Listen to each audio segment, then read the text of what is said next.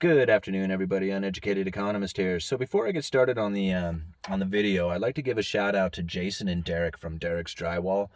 Sent me some messages yesterday thanking me for the channel and all the hard work that's gone into it with all the videos and everything. And anytime that a fan sends me a thank you like that, it's very appreciated. If it wasn't for you guys watching the channel consistently, the comments, the thumbs up, the thumbs down even, because I appreciate anything.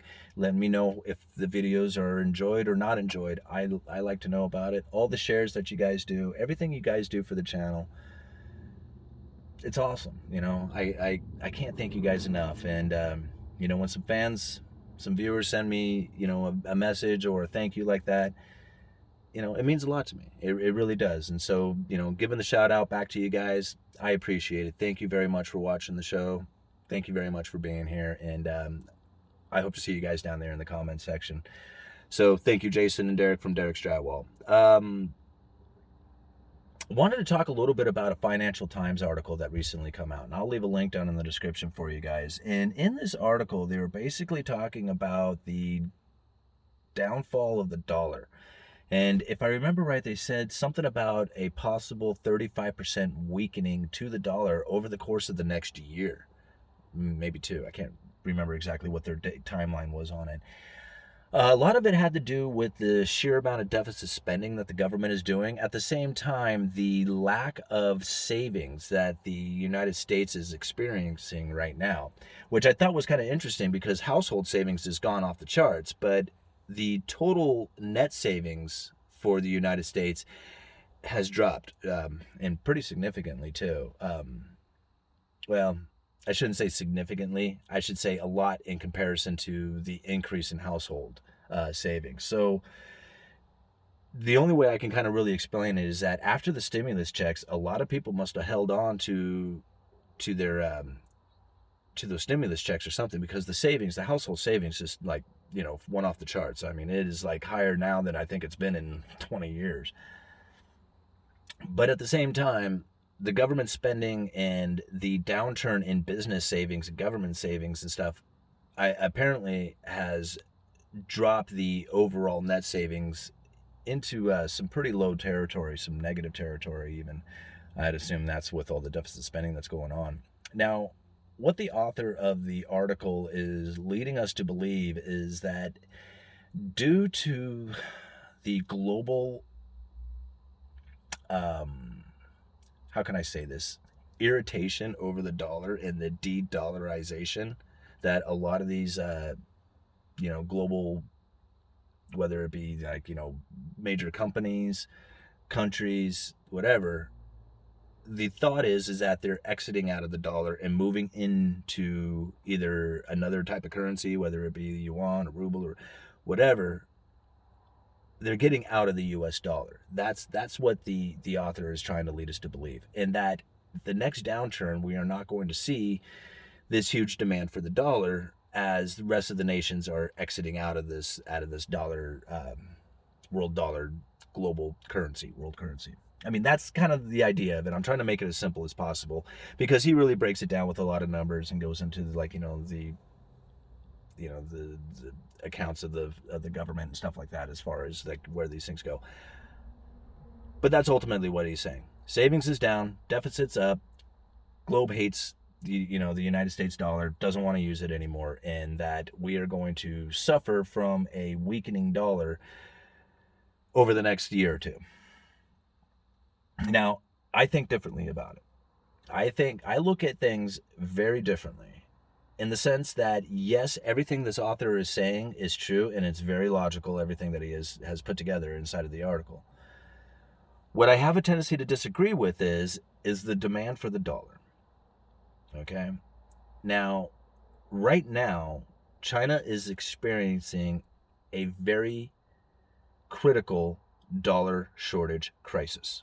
Okay, and I'll leave a link to a video that a YouTube video out there that does a pretty good job explaining it in the first few minutes of the video. Like I think the first 5 to 10 minutes of the video really does a great job explaining how it is that corporations and a lot of entities out there have taken out debt in US dollars, and those debts are coming due, and there's not enough US dollars to pay them, and they're defaulting on these bonds, right? These US bonds that are from like Chinese corporations. So if you're not quite getting it, Chinese corporations borrowed money, they sold bonds in US dollars, and now US dollars are due to pay back the bond. And if they can't come up with the US dollars, they default on the bond.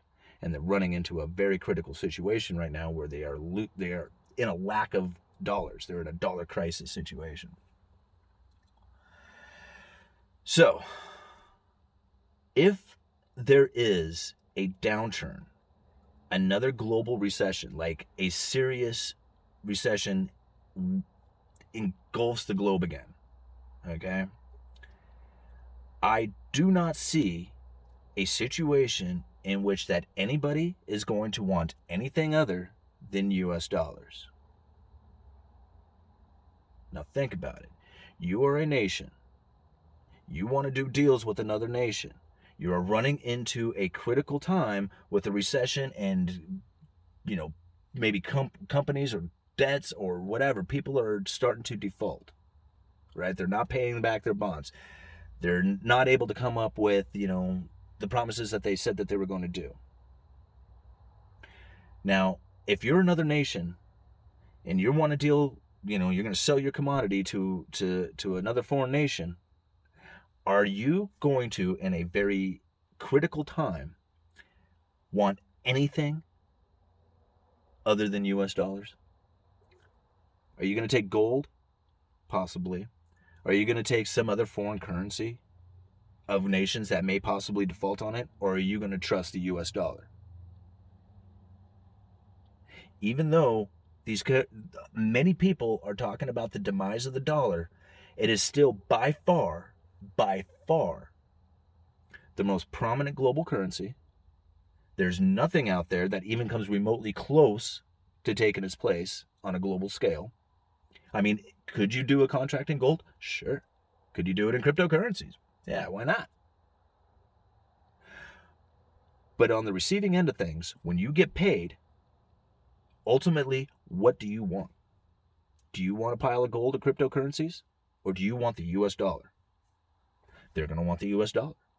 They're going to want the US dollar because that's what everybody else in the world is going to want. And the other reason they want it is because it's the only system set up to deal with a global currency as a global currency. There is nothing set up that can even remotely come close to it. So that's the things that I think about. And now you only have to look at nations that have suffered with a currency collapse. Argentina, Venezuela, Cyprus. What happens every single time one of these nations starts to fall, with their currency starts to collapse? What do they move to? They go into, three things now, but they go into two things: US dollar and gold. Those are the two main attractions. And when I say gold, I mean silver too. And now we got cryptocurrencies that they can use. Those are the three places that they go to: gold, silver, US dollars, and now crypto. And so if you are a nation that is failing, are you going to want to run to yuan? Are you going to want to run to rubles? Or are you going to run to gold and silver? And better yet, the US dollar. See, all these people want to talk about how the US dollar is going to fail, but they don't talk about how the rest of the world has to succeed much better than the United States is at the time that this dollar is failing. You see where I'm getting at here, guys? The whole world has to collapse completely. Every currency, including the US dollar, completely collapse in order for something else to take over.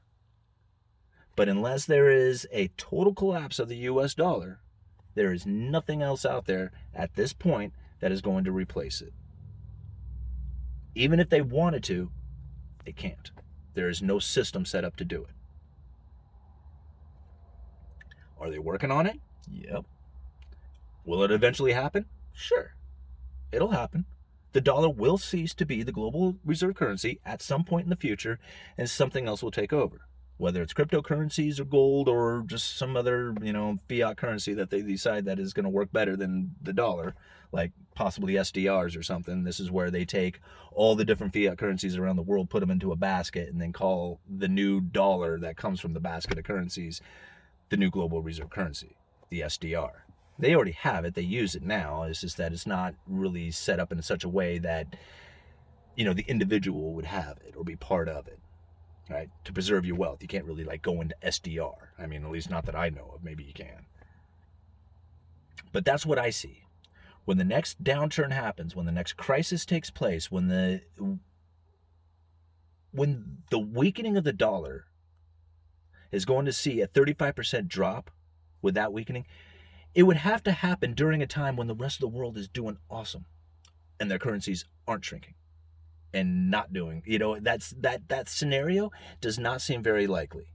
Okay? That's why I don't feel that we are going to see a dollar crisis anywhere in the next couple of years.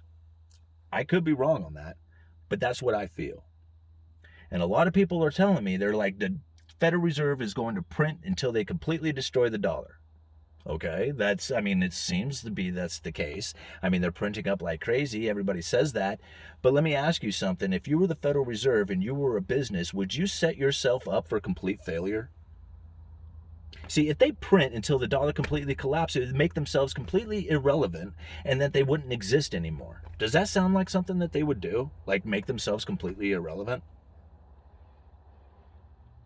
See, right now, they need to convince everybody that inflation is coming. They have to convince them.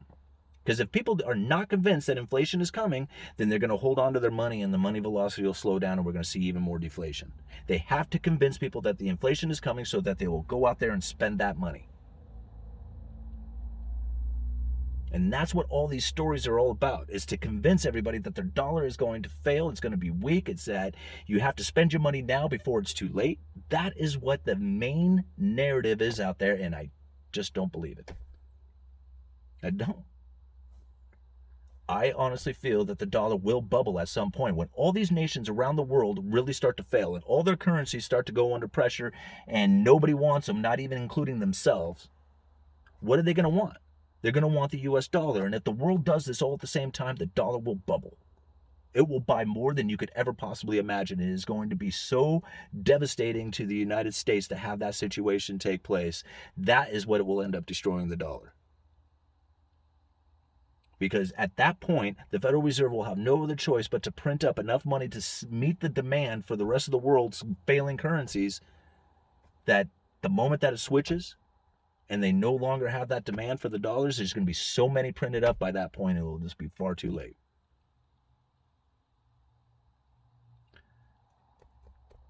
That's my opinion on it. That's how I see things kind of going down. Will the dollar fail? Yeah, eventually it's going to. It has no other.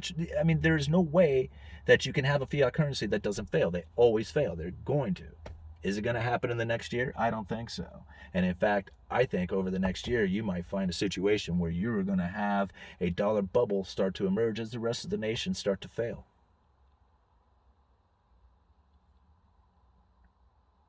You go around the world and you hold out a $100 bill, it's accepted. Just about anywhere you go, any place, anytime.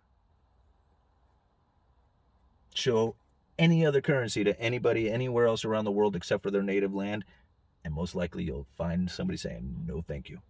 They don't want it. But they want them dollars. And everybody prices their stuff out in dollars. How much is it worth? This many dollars. I could sell it for this many dollars. Everything is priced out in dollars because dollars is the only thing that anybody around the world universally wants. All right. Uneducated Economist, you guys let me know.